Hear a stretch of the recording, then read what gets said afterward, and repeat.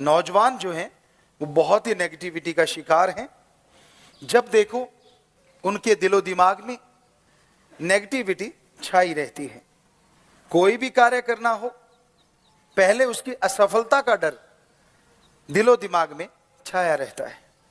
कोई बिजनेस करते हैं तो ये ध्यान रहता है कहीं मैं असफल ना हो जाऊं।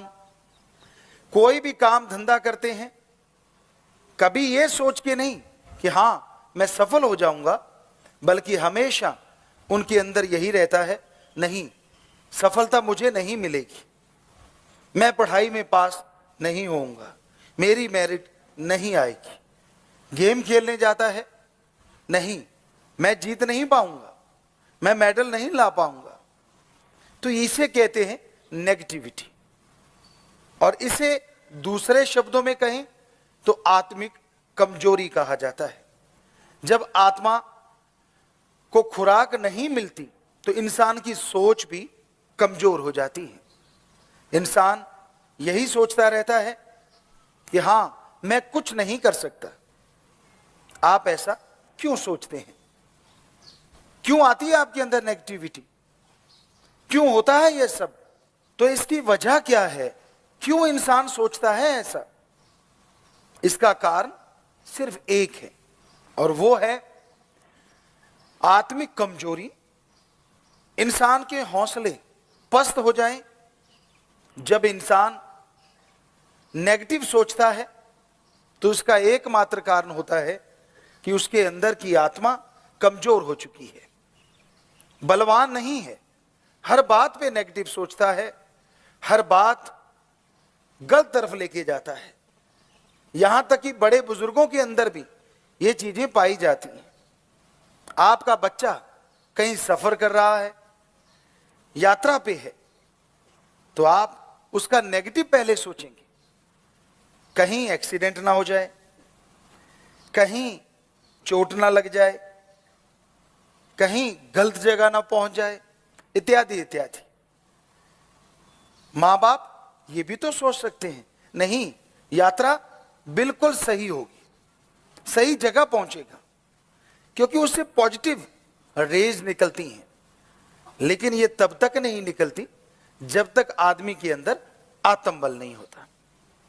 और आत्मबल बाजार में कहीं से मिलता नहीं। आत्मबल के लिए कोई दुकानें नहीं खुली हुई। जिस तरह कोई भी आप साजो सामान लेते हैं, उसकी दुकानें हैं। आप सब्जी लें, रोटी लें, खाना खाएं, कुछ भी लें, यहां तक कि आपके सिर दर्द है, शरीर में कोई परेशानी है, डॉक्टर हैं, मेडिकल के स्टोर हैं। लेकिन कहीं भी जाओ, किसी भी स्टोर पे जाइए, पूरे वर्ल्ड में आपको आत्मा की दवाई नहीं मिलेगी जिससे आत्मबल बढ़ जाए, जिससे विल पावर बढ़ जाए। ऐसी दवा कहीं नहीं मिलती। पर क्या ऐसी दवा होती है? होती है तो कितनी महंगी होती होगी? जरा सोचिए। इंसान के अंदर हौसला आ जाता है, इंसान हारी बाजी जीत जाता है जब आत्मबल होता है। और यह भी देखा जाता है जब यह आत्मा को खुराक मिल जाती है तो मरते हुए लोग फिर से जिंदा हो जाते हैं। तो इंसान सोचता है वो दवा बहुत महंगी होगी, क्योंकि ये दवा तो सबसे अलग है। मृत संजीवनी कह सकते हैं कि मरे हुए को जिंदा कर दे, हारी बाजी जिता दे। कौन सा बिजनेसमैन नहीं चाहेगा ऐसी दवा लेना? कौन सा बच्चा नहीं चाहेगा कि फेल से सीधा मेरिट पे ले जाए? और गेम में कहां आप तहसील स्तर पे, स्कूल स्तर पे हारते हैं, और कहां नेशनल में गोल्ड मेडल आ जाए, या फिर वर्ल्ड में आप क्वालिफाई कर जाएं, आगे निकल जाएं। कौन नहीं चाहता ऐसी दवा? तो आप लोग सोचते होंगे गुरुजी ललचा रहे हैं। नहीं, ऐसी बात नहीं है। पर आपकी सोच बताते हैं कि वो दवा कितनी जबरदस्त है और वो दवा कितनी कमाल की है, जो एक है और अनेक काम कर देती है। आप कहीं से दवा लो, सिर दर्द की मिल जाएगी, बॉडी के लिए टॉनिक मिल जाएगा, आजकल आ गया अब, जिसमें बहुत से विटामिन, खनिज, लवण सब होते हैं, लेकिन ऐसी कोई दवा नहीं होती जिससे सारे कार्य सफल हो जाएं।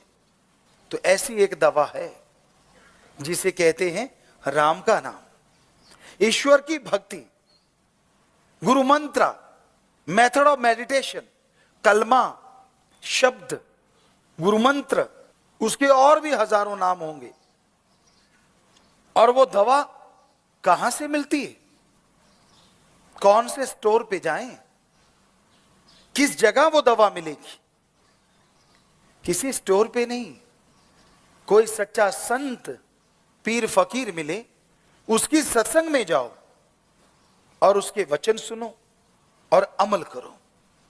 जब आप सत्संग में जाएंगे, सुन के अमल कमाएंगे और वहीं से आपको वो दवा मिलेगी जिसे कहते हैं नाम, गुरु मंत्र, कलमा, शब्द, the gods words, method of meditation.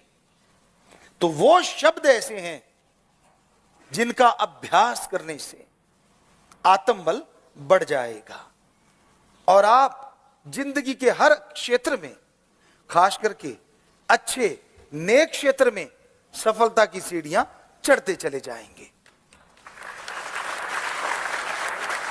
लेकिन वो दवा कैसे लेनी होती है? उस दवा के लिए क्या कोई अलग जगह, अलग धर्म, अलग जात, मजहब में जाना होगा? जी नहीं। उस दवा को खाने के लिए, उस दवा को लेने के लिए जंगल, पहाड़, उजाड़ जाने की जरूरत नहीं। आपको अपना धर्म, जात, मजहब बदलने की जरूरत नहीं। जिस भी धर्म को आप मानते हैं, जिस भी कपड़ों में आप रहते हैं, आप रह सकते हैं। बस उस दवा को लेने के लिए थोड़ा समय निकालना होगा। जैसे आप सुबह सवेरे वॉक करते हैं, जिस तरह सुबह सवेरे घूमते हैं, आप घूमते रहिए, वॉकिंग करते रहिए, लेकिन ख्यालों से, अपनी जीभा से वो मंत्र, वो शब्द, वो कलमा दोहराते रहिए। आपको यकीन नहीं आता होगा, ऐसे कैसे संभव है? थोड़े से शब्द आपको इतनी शक्ति दे देंगे? ये कैसे हो सकता है? ये नहीं हो सकता। आपके अंदर इस तरह के विचार आ रहे होंगे। तो कहा करते हैं, हाथ कंगन को वारसी क्या और पढ़े लिखे को फारसी क्या। आप सत्संग में जब आएंगे तो संत वो शब्द, वो मेथड आपको बता देंगे और बदले में आपसे कभी कुछ नहीं लेंगे। तो आप उन शब्दों का अभ्यास चलते हुए कर सकते हो, लेट के कर सकते हो, बैठ के कर सकते हो, गाड़ी ड्राइव कर रहे हो, खाना बना रहे हो, खाना सर्व कर रहे हो, कपड़े धो रहे हो, नींद में जा रहे हो, लेटे हुए हो, यानी शारीरिक अवस्था कोई भी क्यों ना हो, वो मेथड तो, वो गुरु मंत्र, वो शब्द तो जीभा से, ख्यालों से दोहराने हैं। उसमें तो कोई दिक्कत आने वाली नहीं है। तो ऐसा अगर आप निरंतर करते रहेंगे तो आपका आत्मबल बढ़ता जाएगा। पर हो सकता है आप में से बहुत से ऐसे लोग हों जो यह सोचते हो कि ये आत्मबल जल्दी बढ़ाना हो तो क्या करें। इंसान की इच्छा होती है, यार क्यों ना जो काम साल में होता है उसे महीनों में कर दें और महीनों वाला दिनों में कर दें। तो क्या इस दवा के साथ भी ऐसा कुछ है? जी हां, ऐसा है। और वो है समय। अगर आप वास्तव में चाहते हैं कि बहुत जल्दी अपने आत्मबल को हासिल किया जाए विल पावर को बढ़ा लिया जाए तो उसके लिए एक समय है, और वो समय है सुबह 2 से 5 का। इस समय को धर्मों ने भी बहुत बड़ा दर्जा दिया है। हमारे हिंदू धर्म में इस समय को ब्रह्म मुहूर्त कहा है। हमारे सिख धर्म में इस समय को अमृत वेला कहा है। इस्लाम धर्म बांगे वक्त, इलाहिये वक्त, फर्ज, और इंग्लिश फकीर the gods pay time early morning between 2 to 5। Science भी मानने लगी है। क्या कहती है science? Early morning between 2 to 5 oxygen pure and more. If you do the method of meditation continue, then your will power up and up, upside. सारे धर्म वही बात कह रहे हैं, साइंस वही बात कह रही है। तो सुबह का समय सर्वश्रेष्ठ होता है, क्योंकि अगर विज्ञान की बात करें तो उसमें ऑक्सीजन शुद्ध और ज्यादा होती है।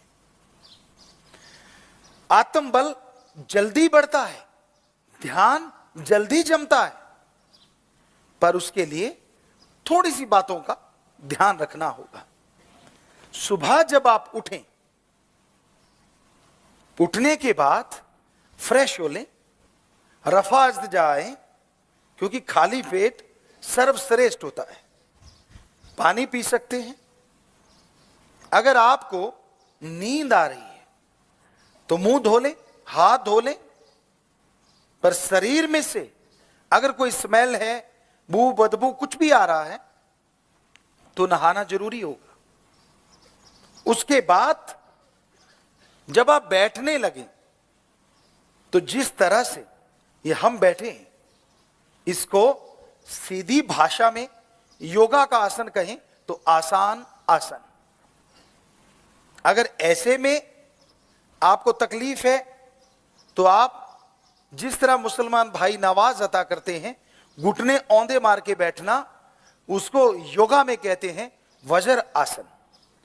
पर इन दोनों में अगर आपके घुटनों में या पीठ में, बैक में दर्द है तो ऐसे मत बैठिए, क्योंकि यहां दर्द है, ध्यान वहां चला जाएगा। तो आप जैसे कुर्सी पे पांव लटका के बैठते हैं, जैसे बैठे और पांव लटका लिए, तो उस तरह से बैठ सकते हैं। और उसके बाद आप अपना ध्यान दोनों आंखों के बीच, नाक के ऊपर, ललाट, माथे की ये जगह, इस जगह को 10वां द्वार या तिल, मेहराब, very very deep sleep point कहा जाता है। तीसरा नेत्र, थर्ड नॉलेज आई या नॉलेज थर्ड आई भी कहा जाता है। हमारे शरीर में 9 दरवाजे हैं, 9 डोर हैं जो खुले रहते हैं। अगर बाहर से देखें तो वो 9 हैं। 2 कान, 2 आंख, 2 नाक, 1 मुंह और 2 इंद्रियां हैं। लेकिन यहां एक 10वां दरवाजा है जो बंद है। साइंस भी मानने लगी है। तो सारा कंसंट्रेट, सारा ध्यान यहां लगाना है, और फिर गुरु मंत्र, मेथड ऑफ मेडिटेशन का अभ्यास करना है, उसको दोहराना है। जीभा से दोहराइए। मक्खी मच्छर तंग करता है तो पतली सी चद्दर ऊपर ले सकते हैं। सर्दी तंग करती है, कपड़ा ले सकते हैं।